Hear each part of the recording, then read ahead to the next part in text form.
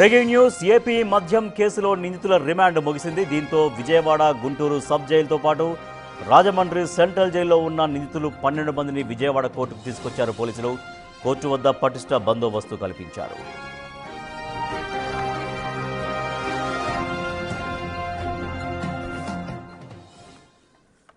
AP liquor కేసులో నిందితులు ఇప్పటిదాకా రిమాండ్లో ఉన్నారు. రిమాండ్ ముగిసింది. దీంతో విజయవాడ, గుంటూరు సబ్ జైలుతో పాటు రాజమండ్రి సెంట్రల్ జైల్లో ఉన్న నిందితులు 12 మందిని విజయవాడ తీసుకొచ్చారు.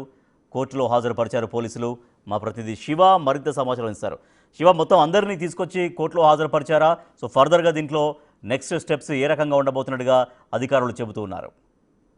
రాజేష్, మొత్తం మీద చూసుకుంటే లిక్కర్ కేసులో మొత్తం 12 మంది నిందితులు, 9 మంది నిందితులు విజయవాడ సబ్ జైలు నుంచి, 2 నిందితులు గుంటూరు సబ్ జైలు నుంచి, 1 రాజమండ్రి సబ్ జైలు నుంచి కూడా మొత్తం 12 మందిని కొద్దిసేపటినే విజయవాడ ఏసీబీ న్యాయస్థానానికి తీసుకొచ్చారు. మరికొద్దిసేపట్లోనే న్యాయమూర్తి ఎదుట వీరందరినీ కూడా హాజరుపరచబోతున్నారు. మొత్తం వీరందరికీ కూడా 14 రోజుల పాటు రిమాండ్ ఈ రోజుతో ముగిసిన నేపథ్యం కనిపిస్తుంది. వీరందరికీ కూడా మరొక 14 రోజుల పాటు రిమాండ్ విధించే అవకాశం కనిపిస్తా ఉంది. వాస్తవానికి వీరందరికి సంబంధించిన 12 మందికి సంబంధించిన బెయిల్ పిటిషన్స్ కూడా గత వారం రోజుల కాలంగా రకరకాల కారణాలతో డిస్మిస్ అయిన పరిస్థితి కనిపిస్తా ఉంది. మరొక 4 బెయిల్ పిటిషన్లకు సంబంధించి కూడా ఈ నెల 18వ తేదీన విచారణ జరుపుతామని చెప్పి న్యాయస్థానం తీర్పు వెలువరించిన పరిస్థితి కనిపిస్తా ఉంది. మరొక వైపు లిక్కర్ కేసుకు సంబంధించి 2వ ఛార్జీ షీటు దాఖలు చేసిన నేపథ్యంలో 90 రోజులు ధనంజయ రెడ్డి, కృష్ణమోహన్ రెడ్డి, బాలాజీ గోవిందప్పలకు సంబంధించి కూడా ఈ రోజుతో 90 రోజులు రిమాండ్ గడువు ముగుస్తున్న నేపథ్యంలో 2 రోజుల క్రితమే వీరికి సంబంధించిన ఛార్జ్ షీట్ ను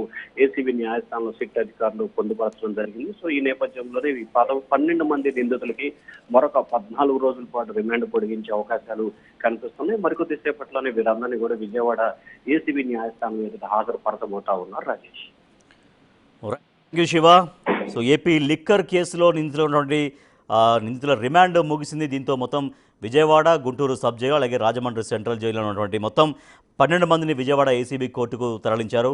అక్కడ ఏసీబీ కోర్టులో విచారణ అనంతరం మళ్ళీ రిమాండ్ పొడిగించే అవకాశం ఉందని చెబుతున్నారు.